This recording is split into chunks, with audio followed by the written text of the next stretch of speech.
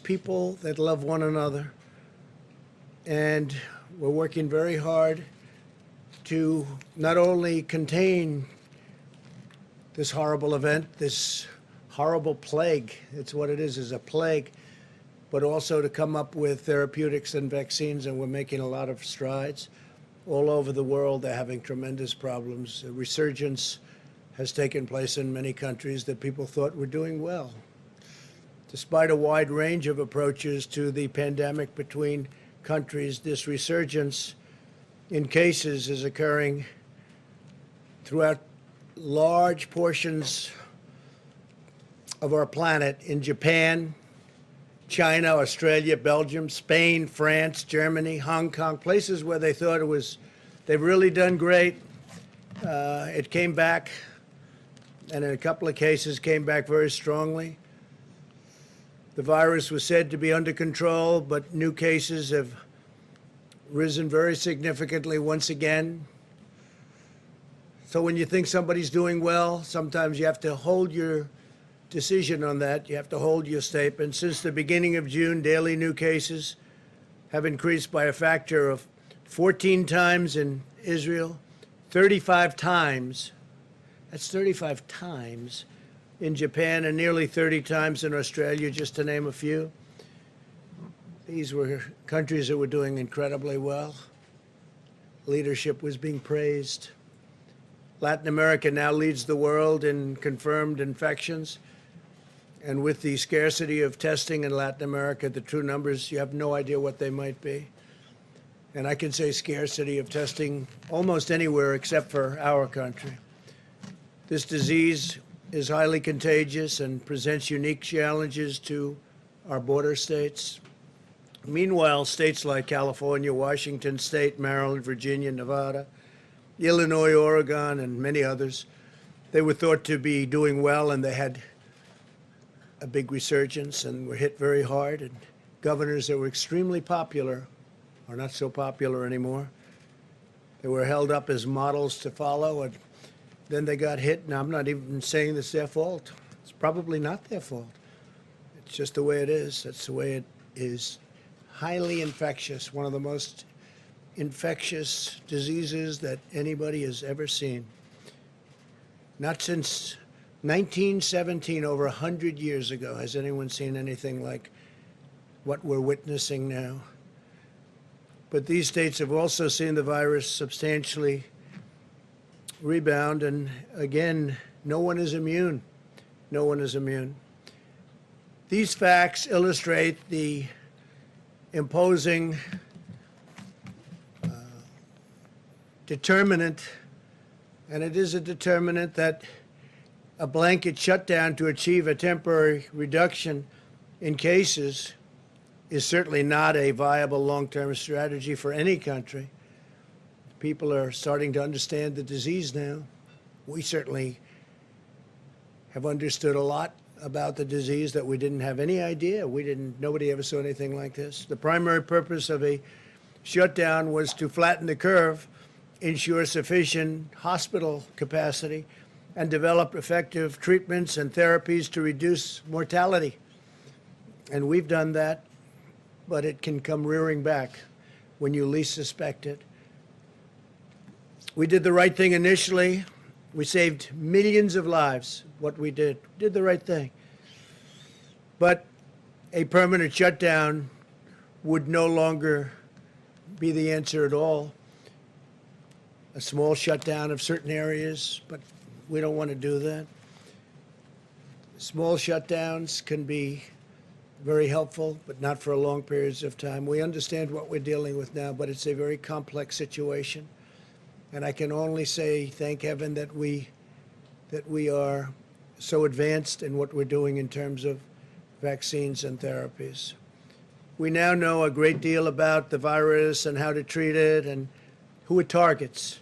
Almost half of the deaths come from less than 1% of our population. Think of it, half of the deaths, really a tremendous number, half of the deaths come from less than 1% of our population, those living in nursing homes and assisted living facilities. The average age of those who die from the illness is 78.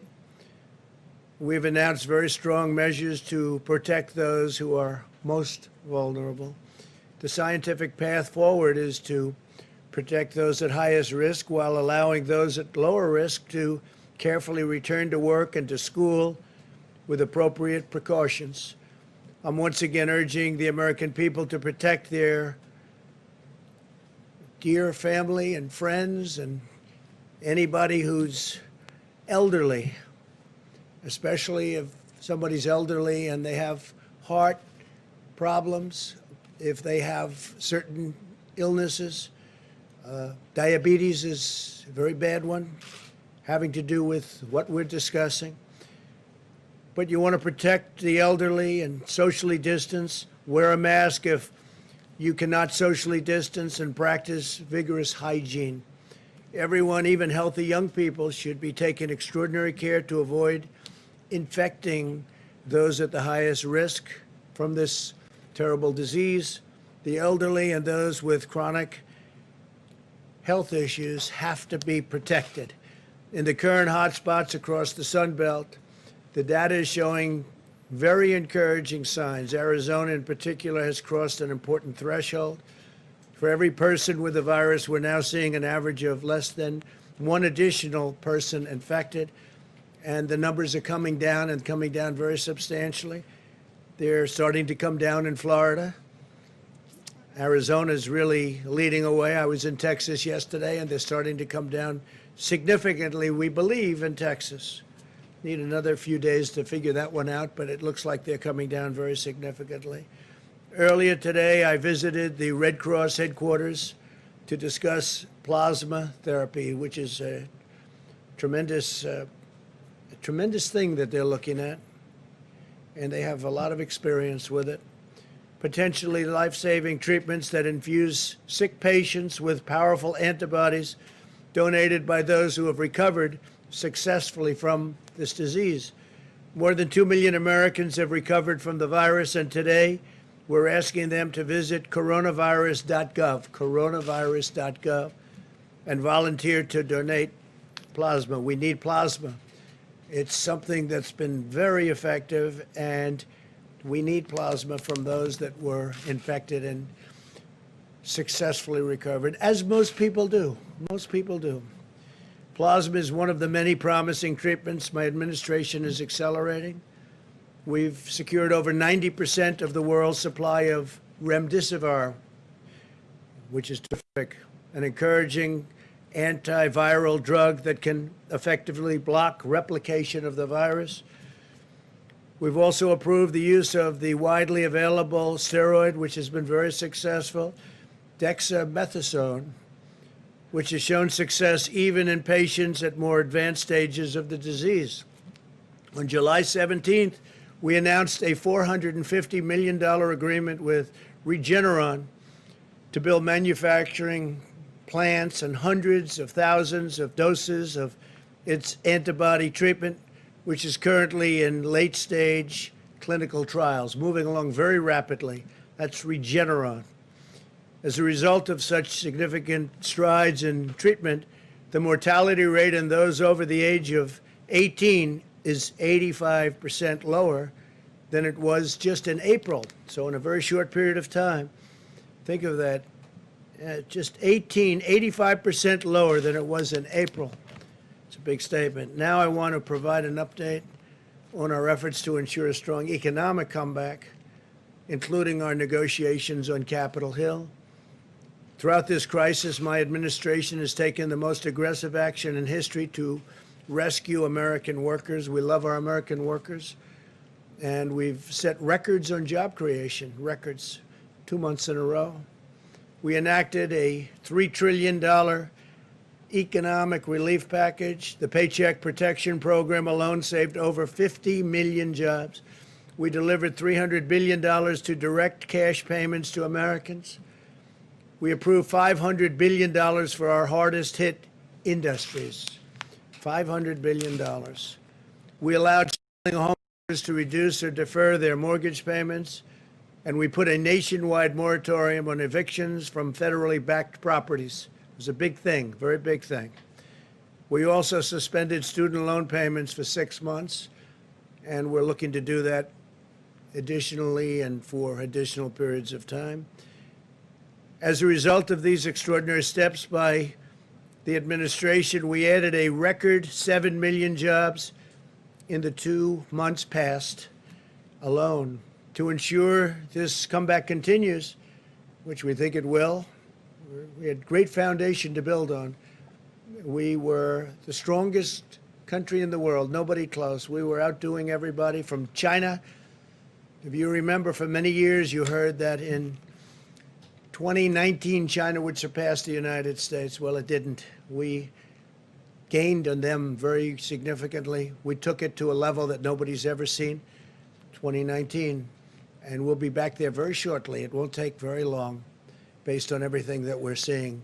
It's not going to take very long. I think next year is going to be an excellent year, maybe one of our best years ever from an economic standpoint. We can never, ever forget the people that have been lost, and we never will. We'll never forget them, never forget what happened. This could have been stopped in China. They should have stopped it, and they didn't. But I'm asking Congress to pass additional legislation to support Americans in need. First, we want a temporary extension of expanded unemployment benefits. This will provide a critical bridge for Americans who lost their jobs to the pandemic through no fault of their own. This was not anybody's fault from the standpoint of jobs. It happened. Terrible thing happened. Could have been stopped. It happened. I want to thank Senate Republicans for fighting to extend unemployment benefits today in the face of very strong Democrat obstruction, which I'm surprised at, because this is great for our country and it's great for our workers, and it wasn't our workers' fault. Second, we're asking Democrats to work with us to find a solution that will temporarily stop evictions. We do not want people who have lost their jobs due to the virus to be evicted from their homes or apartments. We don't want that to happen. Third, we need Democrats to join us to pass additional economic relief payments for American citizens, like the payments sent directly to 160 million Americans earlier this year, which was a tremendously successful program. This money will help millions of hardworking families get by. My administration is also asking Democrats to work with us to pass $105 billion to help schools safely reopen. Children are not at the lowest risk. If you look at what's going on, the younger, the better. Amazing, the immune system. But children, the lower they are in age, the lower the risk in terms of the age group itself. I tell the story that in New Jersey, with thousands and thousands of people dying, sadly dying, the governor was telling me that only one, Phil Murphy, only one died under the age of 18. That's incredible. With thousands of people that died in the state of New Jersey, one made an impact. One died under the age of 18. Children are at the lowest risk of any age group from the virus. Indefinite school closures will inflict lasting harm to our nation's children. We must follow the science and get students safely back to school while protecting children, teachers, staff, and family. We have to remember that there's another side to this. Keeping them out of school and keeping work closed is causing death also. Economic harm, but it's causing death for different reasons, but death, probably more death. If governors do not want to open the public schools, the money should go to parents so they can send their children to the school of their choice. So we say if a school doesn't want to open, or if a governor doesn't want to open, maybe for political reason and maybe not, but there is some of that going on. The money should go to the parents so they can send their children to the school of their choice. If schools stay closed, the money should follow the students so families are in control of decisions about their sons and daughters, about their children. But to pass a bill, Democrats must reject the extreme partisan voices in their party. They have tremendous voices. They're looking at November 3rd, and probably a day later they'll say, let's open up the country. But the Democrats have to reject the extreme partisan voices in their party so that we can get our country going even quicker than it's going right now. We have a lot opening And we have a lot of states that you thought were doing pretty poorly from the standpoint of the virus, and they're actually coming back very strong. This pandemic has underscored the importance of economic policies that put American families and workers first. Got elected on the fact that I put America first. For many, many decades, in my opinion, we put America last. If you look at the crazy, horrible, disgraceful trade deals that we've watched for many years destroy our country. NAFTA, we terminated it. We have USMCA now, which is a great deal, and our farmers are doing really well despite the pandemic. But we put America first, America's families first, and America's workers first. But that means bringing jobs and factories back to our shores, reducing unnecessary regulations, and creating new training opportunities for jobs and for the future. We've cut regulations at a level that no president has ever cut regulations. And we've cut taxes more than any president in the history of our country. Americans always rise to the challenge, and we will emerge more resilient, more self-reliant, more independent, and more prosperous than ever before.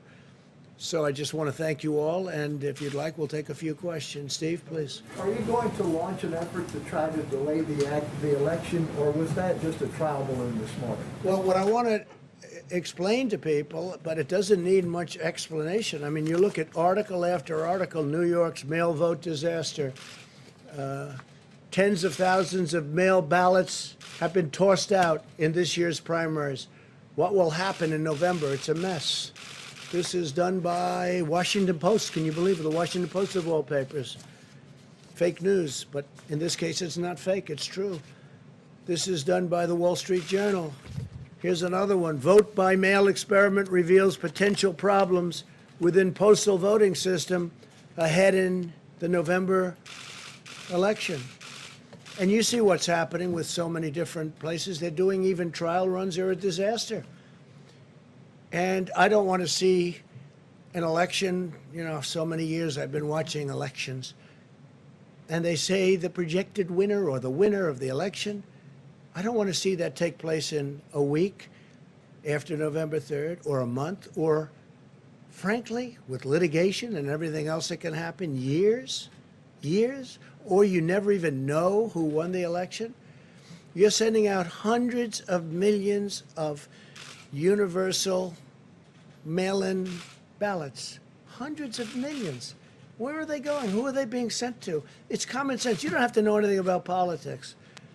And the Democrats know this. The Democrats know this, Steve.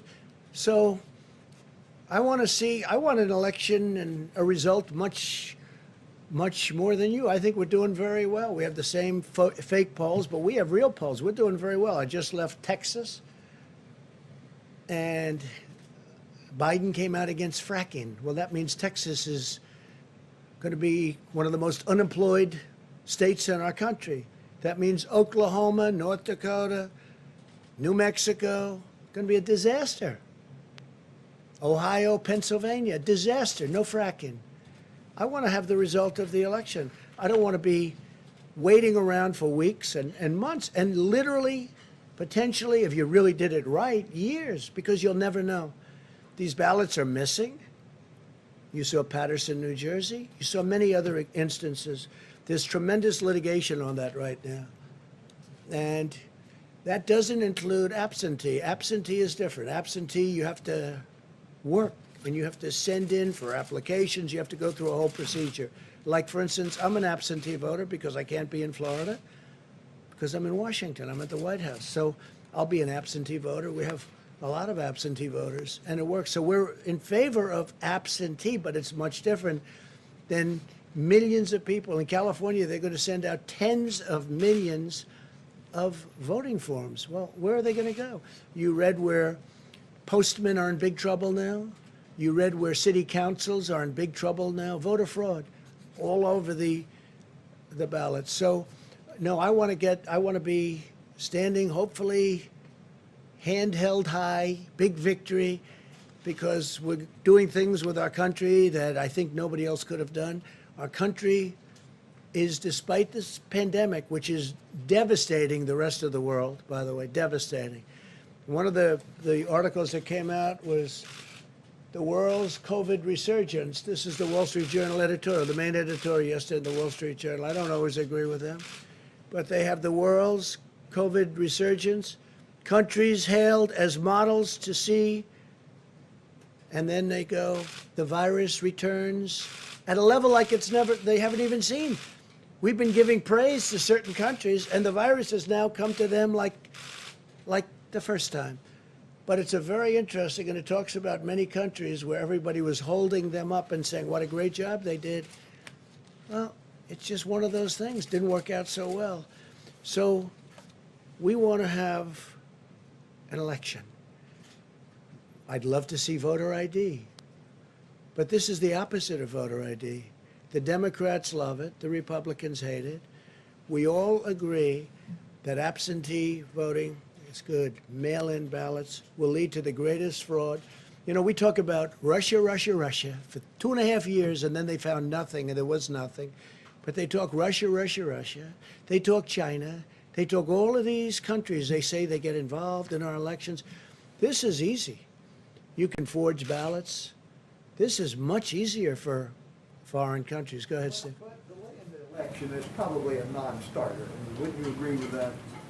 I just feel I don't want to delay.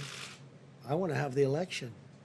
But I also don't want to have to wait for 3 months and then find out that the ballots are all missing and the election doesn't mean anything. That's what's going to happen, Steve. That's common sense. And everyone knows it. Smart people know it. Stupid people may not know it. And some people don't want to talk about it, but they know it. And no, we want to have an election where people actually go in and what's your name? My name is so-and-so. Boom, you signed the book like I've been doing for years. It's very, very unfair to our country. If they do this, our country will be a laughingstock all over the world because everyone knows it doesn't work. How many ballots is he sending in California? Is it 28 million or some massive number? Other states are sending out millions and millions of ballots. Well, they've done it. They had experiments. They had news organizations experimenting. And look, read the story in the Washington Post about mail-in voting. It's a disaster. I'm very surprised to see that story, frankly, from them. The story is a disaster. So we're asking for a lot of trouble. And no, do I want to see a date change? No. But I don't want to see a crooked election. This election will be the most rigged election in history if that happens, John. So, Mr. President, you said that you don't want to see a delay in the election, but then it looks like the process of these mail-in ballots is going to continue to November. We have many court cases, John. We have one that's been filed for a while now in western Pennsylvania, as an example, on mail-in ballots. So I'm And, just wondering, and by the way, John, we give tremendous examples, numbers of examples of all the fraud and all of the things that have taken place with respect to mail-in ballots. I'm just wondering, is the net effect of what you tweeted this morning and what you're talking about now to cast doubt on the results of the November 3rd election? Well, it's had an interesting impact. I didn't know it was going to be the impact it had. What people are now looking at is, am I right? But not me. Are all these stories right about the fact that these elections will be fraudulent, they'll be fixed, they'll be rigged, and everyone's looking at it. And a lot of people are saying, you know, that probably will happen. Please, Jennifer. Mr. President, to break the logjam in Congress and to prevent that unemployment insurance from lapsing, what do you plan to put on the table tonight? What are you Well, planning it's a to great question. I can't tell you, though, because that wouldn't be very smart from a negotiating standpoint. But we'll be putting certain things on the table. We want to get money to people. It wasn't their fault. And we want to get money to people, and it has to be substantial. It's not their fault what happened. The fact is, people don't like saying it. They know it's true. It's China's fault, okay? It's not their fault. It's not the worker who lost his job. It's China's fault. And that's the way it is. Mr. President, yesterday DHS came to an agreement with the governor of Oregon to remove federal officers the Oregon State Troopers took over. Mayor Ted Wheeler was noticeably absent from that agreement. Are you confident, sir, that the state of Oregon will be able to quell the protests in Portland And if the violence does continue, would you consider redeploying federal troops? So our people have done, Homeland Security have done a fantastic job. They went to Oregon a little more than a week ago. The place was a mess. The city, Portland, was just a disaster. You see it, and a lot of people weren't reporting it right. They tried to pretend it was a protest as opposed to anarchists and agitators. You understand what I'm saying. It's a mess. They went there a short while ago, and they saved a federal courthouse that costs hundreds of millions of dollars. And they put a ring around the courthouse, and they saved it. But the group that's there is basically meant to save buildings, and they were very strong, very powerful. And they didn't come out too often out of this cocoon that they built in order to save these very expensive, valuable, and psychologically important buildings, right? Like courthouses. The governor and the mayor, we've been dealing with them, and we think they don't know what they're doing, because this should not have been going on for 60 days.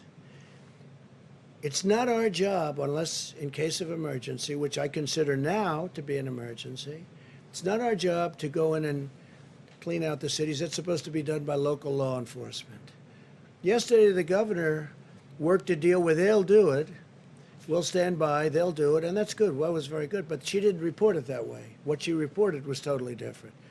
She said, I think Trump wants to take over the country. It's crazy. So what happened is our people are staying there to see whether or not they can do it today and tomorrow. And if they don't do it, we will send in the National Guard and we'll take care of it. And we're telling right now these protesters, and many should be arrested, because these are professional agitators, these are professional anarchists, these are people that hate our country. We're telling them right now that we're coming in very soon. The National Guard, a lot of people, a lot of very tough people. And these are not people that just have to guard the courthouse and save it. These are people that are allowed to go forward and do what they have to do. And I think that makes the governor's job and the mayor's job a lot easier. So they're working today and probably tomorrow to clean out this beehive of terrorists. And if they do it, I'm going to be very happy. And then slowly we can start to leave the city. If they don't do it, we'll be sending in the National Guard. Please.